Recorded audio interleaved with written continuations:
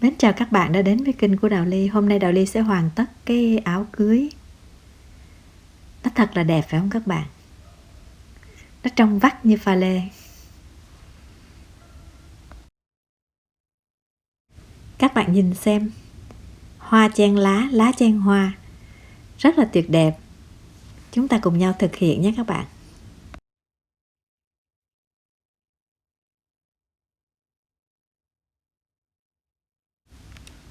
Chiều dài váy các bạn sẽ lấy sau khi mà cái người mặc đã mặc thêm cái váy bồng và có mang giày.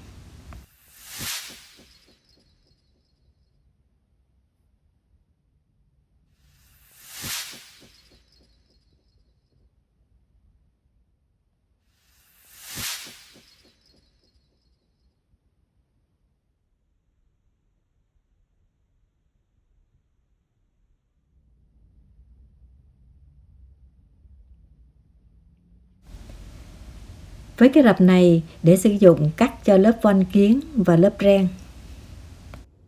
Chúng ta sẽ sử dụng loại ren mỏng và có cái đăng ở chân như vậy. Nhưng mà chúng ta sẽ cắt rời cái đăng này ra và kết trở lại. Vì cái tà mình cắt cong hình vòng tròn nha các bạn.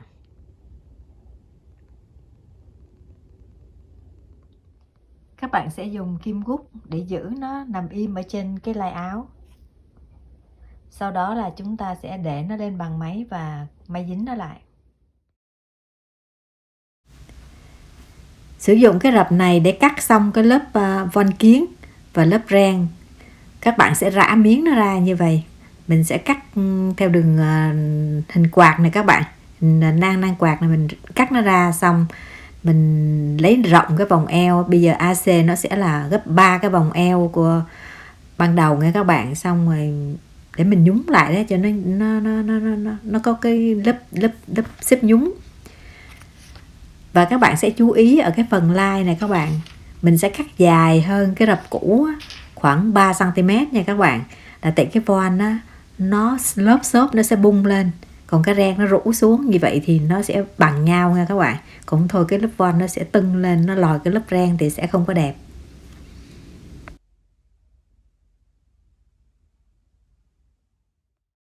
Các bạn lưu ý sau khi các bạn cắt xong các phần ren, lưới hoặc voan, các bạn chú ý đánh dấu những cái dấu thập đỏ để mình ráp cái vòng eo cho nó cân nha các bạn, cân cái váy á. Còn những cái dấu thập màu xanh lá cây á, là các bạn sẽ đánh dấu cách cái phần lai 10 cm. Sau này Đào Ly sẽ hướng dẫn các bạn sử dụng những cái phần đánh dấu đó. Bây giờ Đào Ly sẽ đặt các lớp thứ tự từ trong ra ngoài lên cái áo cưới nha các bạn. Đầu tiên á, phía trong cùng hết á, là lớp voan kiến.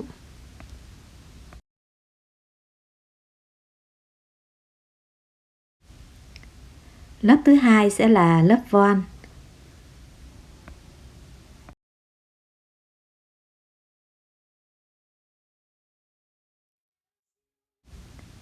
Lớp thứ ba cũng là lớp voan.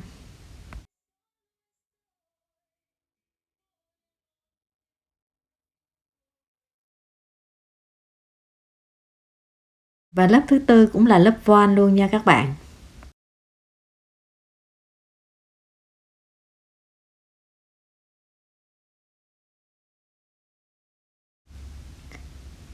Lớp thứ năm bắt đầu chúng ta đặt lớp ren lên.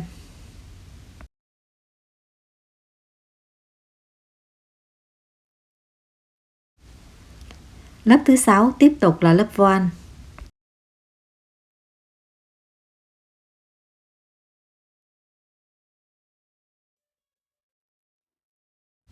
Và lớp cuối cùng, lớp thứ bảy, lớp voan luôn các bạn.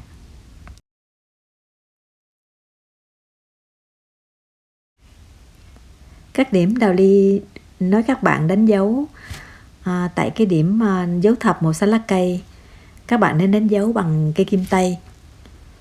Và chúng ta sẽ tiến hành là kết các điểm đó lại với nhau. Các bạn lưu ý nè, ngay cái chỗ cái ngón tay cái mình đặt nè, là cái điểm đánh dấu màu xanh lá cây các bạn.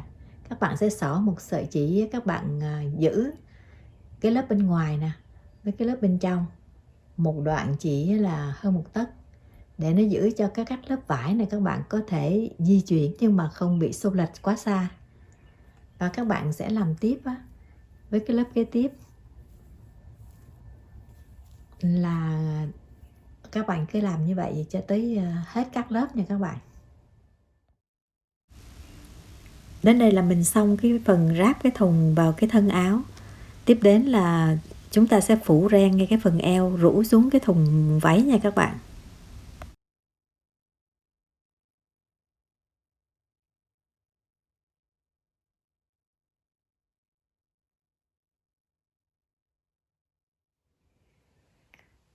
Ở đây Đào Ly có những mảnh hoa văn ren, có những cái nhánh dài đổ rũ xuống như vậy. Đầu tiên chúng ta sẽ đặt một nhánh ngay giữa eo.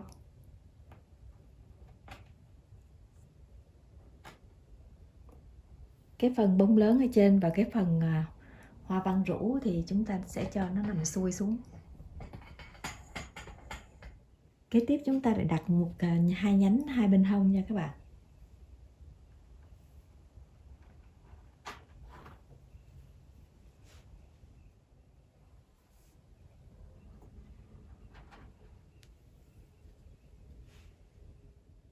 Còn lại cái phần hoa văn ngắn này các bạn, nó không có cái cành ẻo lả đó, mình sẽ chen vào chính giữa hai cái cành kia. Chúng ta sẽ đặt vào đây.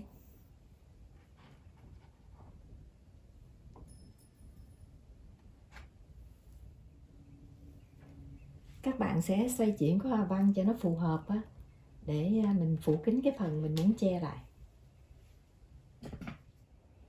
Các bạn chú ý là mình chỉ kết ngay từ cái ngắt eo lên phía cái thân áo thôi, mình không kết ở phía dưới thùng nha các bạn.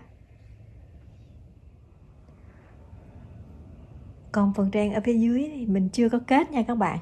Bây giờ mình mới bắt đầu nè các bạn. Các lớp ren này mình chưa có kết. Bây giờ chúng ta sẽ xếp các lớp ren nó nằm êm ái lên nhau và chúng ta sẽ kết nó nha các bạn. Đây là cái lớp ren nằm phía dưới nè. Bây giờ chúng ta sẽ xếp cái lớp ren cái bên nó nằm chồng lên trên.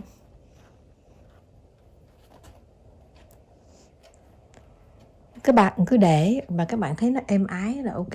Tại mình đã lược ngay từ đầu rồi các bạn. Xong các bạn sẽ đính kim và chúng ta sẽ kết tay.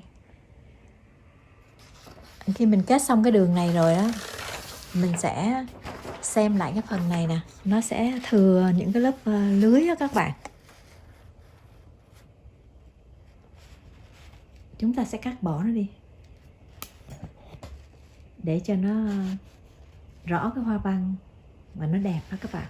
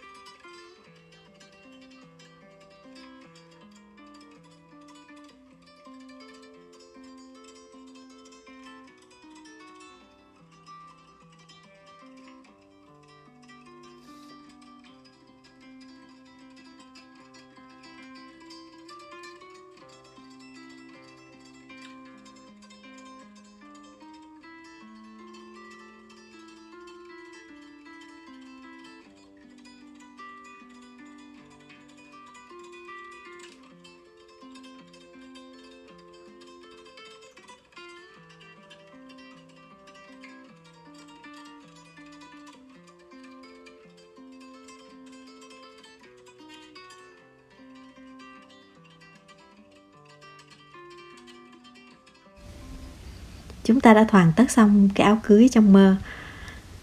Đào Ly tạm biệt các bạn và hẹn gặp các bạn ở video kế tiếp. Ủng hộ kênh của Đào Ly, các bạn nhớ like, share và đăng ký kênh nhé các bạn.